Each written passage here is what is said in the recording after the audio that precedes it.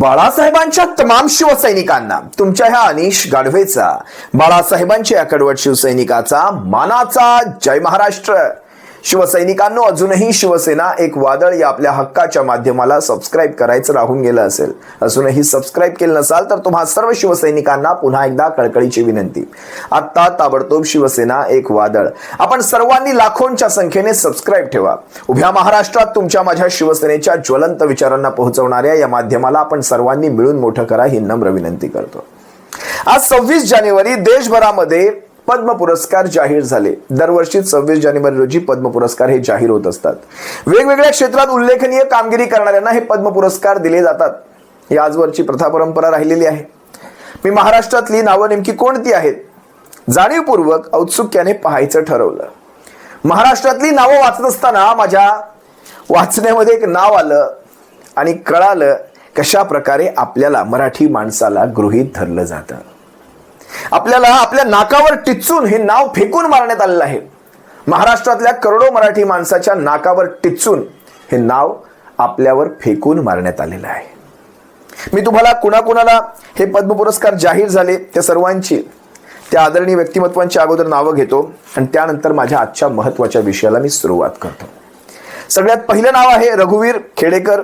लोकनाट्य म्हणजे जवळपास संपुष्टात येत असलेलं हे लोकनाट्य, महाराष्ट्रातली तमाशा ही परंपरा, याच्यामध्ये उल्लेखनीय कामगिरी केलेले रघुवीर खेडेकर यांच्याविषयी आदर आहे मनामध्ये।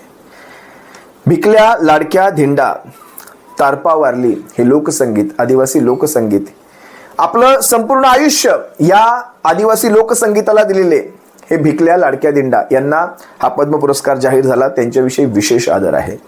श्रीरंग देवबा लाड शेती क्षेत्रामध्ये आणि त्यानंतर अरविंदा फर्नांडिस वैद्यकीय क्षेत्रामध्ये। महाराष्ट्रातल्या या पद्म पुरस्कार विजेत्यांविषयी किंवा हे जे मानकरी आहेत त्यांच्याविषयी विशेष आदर आहे। पण त्यानंतर जे पुढचं नाव माझ्या वाचनामध्ये आलं, उभ्या महाराष्ट्राच्या तळपायाची आग मस्तकात गेली असेल, ते नाव होतं भगतसिंह कोश्यारी। महाराष्ट्राचे पूर्व राज्यपाल आणि मला वाटतं उत्तरांचल पूर्वीचं याचे ते मुख्यमंत्री राहिलेले आहेत। मी विचार करायला लागलो नेमकं या व्यक्तिमत्वाकडनं पद्म पुरस्कार मिळावा असं नेमकं काय कार्य घडलं, देशासाठी काय कार्य घडलं। थोडीशी माहिती घेण्याचा प्रयत्न केला, कारण 2019 पासून ते जवळपास आतापर्यंतचा काळ त्यांचा आपल्या सर्वांच्या चांगल्याच लक्षात राहिलेला आहे। एखादा पुरस्कार द्यावा ह्यांना, पण तो भाजप भूषण द्यावा, भाजप भूषण, भाजपाचा एखादा अंतर्गत पुरस्कार द्यावा। पद्म हा पुरस्कार, हा देशाचा सर्वोच्च पुरस्कार, हे देशाचे सर्वोच्च पद्मश्री असेल, पद्मविभूषण असेल, पद्मभूषण असेल, हे जे पुरस्कार आहेत हे देशाचे सर्वोच्च आहेत। त्यासाठी तशी उल्लेखनीय कामगिरी असायला हवी, नाहीतर त्या पद्म पुरस्काराला मातीमोल आपण करत आहात। या माणसाचं ज्यावेळेस मी कार्य शोधण्याचा प्रयत्न केला, सगळ्यात पहिलं आणि मोठं कार्य काय मिळालं माहितीये मला? मी तुम्हाला ह्या माणसाच्या कार्याची एक मालिका लावतो। सगळ्यात पहिला पराक्रम ह्या माणसाने काय केलाय जरा पहा, एक व्हिडिओ तुम्हाला दाखवतो। 23 नोव्हेंबर 2019 रोजी पहाटे राज्यपाल भगतसिंग कोश्यारी यांनी देवेंद्र फडणवीस यांना मुख्यमंत्री पदाची शपथ दिली, तर अजित पवार यांना उपमुख्यमंत्री पदाची शपथ दिली होती। राजभवनात हा शपथविधी पार पडला होता। राष्ट्रवादी आणि भाजप यांच्या युतीने उभ्या हिंदुस्थानाच्या इतिहासामध्ये मला वाटत नाही आजवरच्या कुठल्याही राज्यपालाने, कुठल्याही राज्यामध्ये, देशाच्या कुठल्याही राज्यामध्ये आजवर कुठल्याही राज्यपालाने असा सकाळी 6 वाजताचा शपथविधी करून सरकार स्थापन केलं असावं। मला आजवर कुठलंही उदाहरण मिळालं नाही। केवळ भगतसिंह कोश्यारी सकाळी 6 वाजता मुख्यमंत्री पदाची, उपमुख्यमंत्री पदाची शपथ देणारे हे भगतसिंह कोश्यारी यांना ही बक्षिसी मिळाली नसेल, हे कशावरून? मी तुम्हाला आणखी एक व्हिडिओ दाखवतो, जरा पहा या व्हिडिओमध्ये काय घडलंय। फडणवीस आणि अजित पवार यांचं सरकार कोसळल्यानंतर राज्यपालांनी शिवसेनेला सत्ता स्थापनेचं आमंत्रण दिलं नव्हतं। त्यावेळी राज्यात राष्ट्रपती राजवट लागू करण्यात आली होती। राज्य सरकारच्या परस्पर राज्यपाल आढावा बैठका घेत असल्याचा आरोप करण्यात येतो। मंदिरं सुरू करण्याबाबत राज्यपालांनी मुख्यमंत्र्यांना लिहिलेल्या पत्राचीही चांगलीच चर्चा झाली होती। राज्य सरकारशी पंगा घेतलेली कंगनाही दाद मागण्यासाठी राजभवनावर पोहोचली होती। पूरग्रस्त भागातल्या राज्यपालांच्या दौऱ्यावरही मंत्र्यांनी टीका केली। शिवाय राज्यपाल नियुक्त आमदारांच्या यादीवरही राज्यपालांनी अद्याप सही केलेली नाही। व्हिडिओ पाहत असताना मला संजय राऊत साहेबांचं ते एक वाक्य आठवलं, अरे पेढे वाटा पेढे, पेढे वाटा पेढे. तुमच्या आमच्या नाकावर टिचून एका माणसाला पद्म पुरस्कार दिला जातोय, तुम्हा आम्हाला गृहीत धरलं जातं. याचं कारण लक्षात घ्या. महाराष्ट्रामध्ये यांनी आपल्या थोर पुरुषांची, संतांची अपमानाची एक मालिका लावली होती. आपल्या सर्वांना त्याचा विसर पडला असेल, पण मी तो विसर पडू देणार नाही. एक एक प्रसंग तुमच्या डोळ्यासमोर मी ताजा करणार आहे. सगळ्यात प्रथम प्रसंग जो मराठी माणसाचा अपमान करण्याचा आहे. इथल्या गुजराती मारवाड्यांनी जर हे बाहेर निघाले, आपापल्या राज्यात गेले, तर महाराष्ट्रात मुंबई ही आर्थिक राजधानी म्हणून ओळखली जाणार नाही. महाराष्ट्रात पैसाच राहणार नाही. काय म्हणाले ते पहा. कभी कभी मैं यहाँ लोगों से कहता हूँ महाराष्ट्र में कि भाई महाराष्ट्र में विशेष करके मुंबई ठाणे यहाँ से गुजरातियों को निकाल दो और राजस्थानियों को निकाल दो तो तुम्हारे यहाँ कोई पैसे बचेगा ही नहीं. ये राजधानी जो है, जो कहलाती है आर्थिक राजधानी कहलाएगी नहीं. काय तर म्हणे मुंबईतनं गुजराती, मारवाडी, जैन, राजस्थानी जर बाहेर पडले तर मुंबई ही आर्थिक राजधानी राहणार नाही. याच्यावर मनसे अध्यक्ष सन्माननीय राजसाहेब ठाकरे यांनी अतिशय समर्पक उत्तर या भगतसिंह कोश्यारींना त्यावेळेस दिलं होतं. मला वाटत नाही कुठल्याही राज्यपालाला हे अशा प्रकारचं उत्तर कधी मिळालेलं असेल. जरा पहा सन्माननीय राजसाहेब ठाकरे काय म्हणाले होते. आमचं धोतर बोललं नाही का?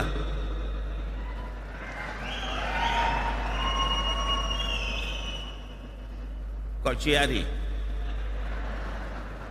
वय काय बोलतोय, काय काय चाललंय? राज्यपाल पदावरती बसलाय म्हणून मान राखतोय, नाही तर महाराष्ट्रात शिव्यांची कमतरता नाही.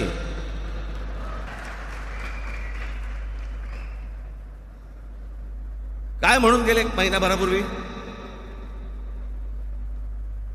म्हणजे इथले जर समजा गुजराती आणि मारवाडी जर परत गेले तर इथे काय होईल? कोश्यारीजी, पहिल्यांदा त्या गुजराती आणि मारवाडी या समाजाला पहिल्यांदा विचारा, तुम्ही तुमचं राज्य सोडून महाराष्ट्रात का आलात? बरं, एवढ्यावरच भगतसिंह कोश्यारींची महापुरुषांचा, महाराष्ट्रातल्या थोर पुरुषांचा अपमान करण्याची मालिका थांबली नाही.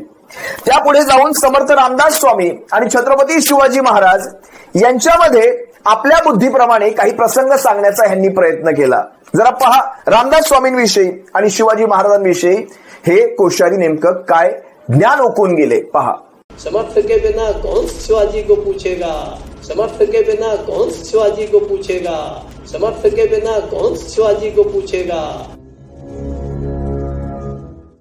महाराजा, चक्रवर्ती सब हुए, चाणक्य के बिना चंद्रगुप्त को कौन पूछेगा, समर्थ के बिना कौन शिवाजी को पूछेगा.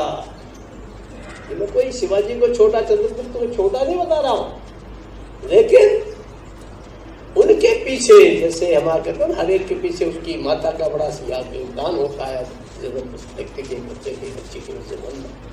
तो ऐसे ही हमारे समाज में गुरु का बड़ा स्थान होता है और समर्थ के प्रयास से भला बोले ना, समर्थ ने, शिवाजी ने कहा तो छत्रपति ने, मेरे को अब राज्य आपकी कृपा से मिल गया है. असे एक एक सारे प्रसंग मराठी माणसाच्या डोक्यामध्ये असताना या अशा माणसाला, ज्याने स्वतः संविधानाचा घात केलेला आहे, महाराष्ट्रामध्ये एका पक्षाचे 2 पक्ष झाले, 2 पक्षाचे 4 पक्ष झाले, जिथे संविधान पायदळी तुडवलं गेलं, संविधान लोकशाही धोक्यामध्ये आणली गेली आणि आज प्रजासत्ताक दिना दिवशीच अशा माणसाला पद्म पुरस्कार खऱ्या अर्थाने मिळणं हा खरं तर हा विनोद आहे. एक स्वतःमध्येच एक विनोद आहे. लोकशाहीचा अपमान करण्याला आज पुरस्कृत करण्यात येतं, हा विनोद आहे. ही अपमानाची मालिका अशीच चालू राहिली. पुढे माँ सावित्रींचा, महात्मा फुलेंचा सुद्धा अपमान करण्यात आला. पहा काय म्हणाले होते. सावित्री बाई की शादी 10 साल में कर दी गई और उनके पति 13 साल के थे. अब जा कल्पना करो, जो लड़के लड़कियां, मुलगा मुलगी क्या करते होंगे, शादी करने के बाद क्या सोचते होंगे. हा व्हिडिओ पाहत असताना ह्या माणसाला कुत्सितपणे हसताना आपण सर्वांनी पाहिलं. त्यावेळेस सन्माननीय राजसाहेबांचं ते वाक्य पुन्हा पुन्हा तोंडी येत होतं. राज्यपाल ह्या पदावर, त्या खुर्चीवर आपण आहात, त्या पदाचा मान आहे, अन्यथा महाराष्ट्रामध्ये शिव्यांची कमी नाही. कशा प्रकारे कुत्सितपणे हसून, म्हणजे मा सावित्रींचं, महात्मा फुलेंचं वय काढून त्या काळात ती मुलं मुली काय करत असतात हे अशा प्रकारे कुत्सितपणे सांगण्याचा प्रयत्न. बरं, एवढ्यावरच हे थांबलं नाही. त्यांचा आणखी एक प्रसंग मी तुम्हाला दाखवतो. म्हणजे शिवाजी महाराजांचं एकेरीमध्ये नाव घेऊन म्हणतायत शिवाजी महाराज, मी शिवाजी महाराज म्हणतो, त्यांनी शिवाजी हा उल्लेख केला. हे जुन्या काळातले आदर्श. आत्ताच्या काळातले आदर्श कोण माहितीये?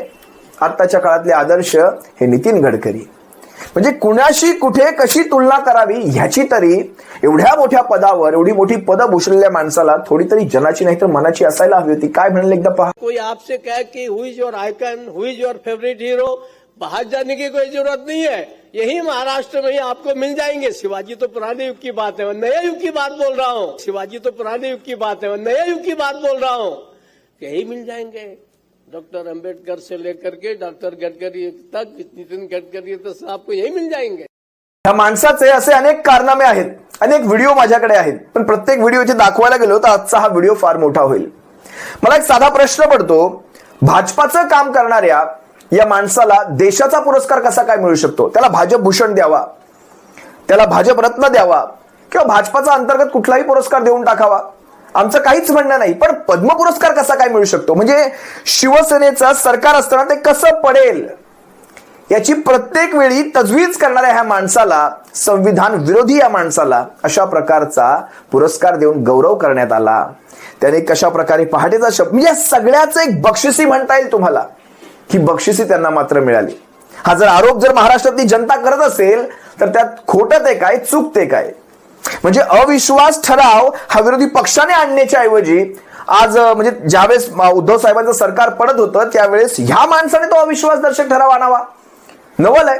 यांना कुठलाही संवैधानिक अधिकार नव्हता अविश्वास दर्शक ठराव आणण्याचा. तशा प्रकारचं पत्र विरोधी नेत्यांकडनं आलं होतं का? देवेंद्र फडणवीसांकडनं आलं होतं का?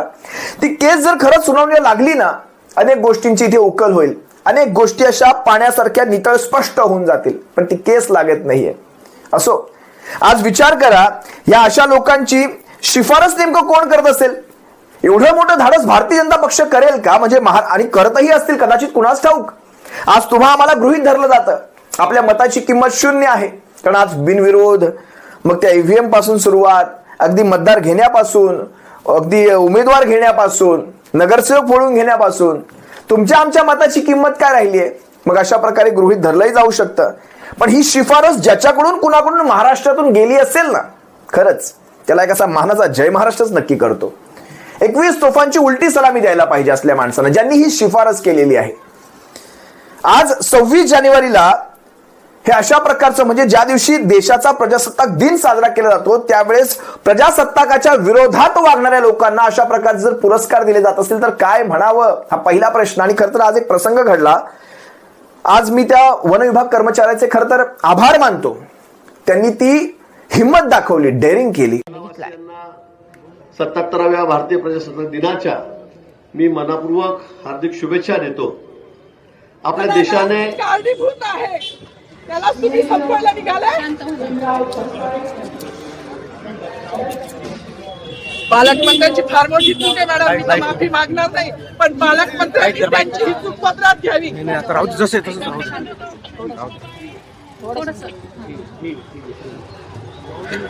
मला मीडियाशी घेणं नाही मॅडम, मला सस्पेंड केलं, मी मारूनचे गाड्या उपसील, मी माती काम करेन, पण बाबासाहेबांची ओळख पुसू देणार नाही. मला सस्पेंड करायचं करू शकता मॅडम. बाबासाहेबाला संपवायचं काम करायचं नाही.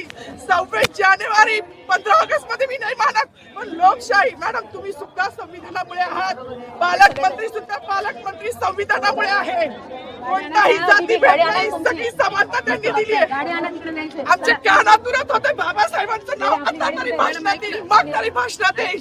ज्या लोक संविधानाला लोकशाहीला कारणीभूत आहेत त्यांची नावं वारंवार घेतली गेली. मग जो संविधानाला कारणीभूत आहे तो प्रजासत्ताक दिनाचा जो मानकरी आहे त्याचं नाव भाषणात का नाही?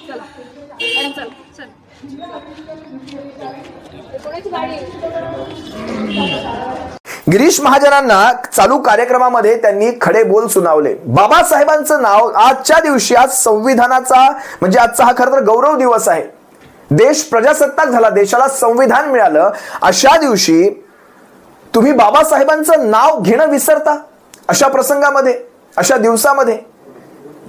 म्हणजे मला बघा, समजू शकतो चुकभूल असू शकते, आपण एखाद्या वेळेस विसरू शकता, पण ज्या वेळेस तुम्हाला अशा प्रकारचा प्रश्न तुमच्यावर उचलला जातो, आपण कशा प्रकारे रिॲक्ट करता?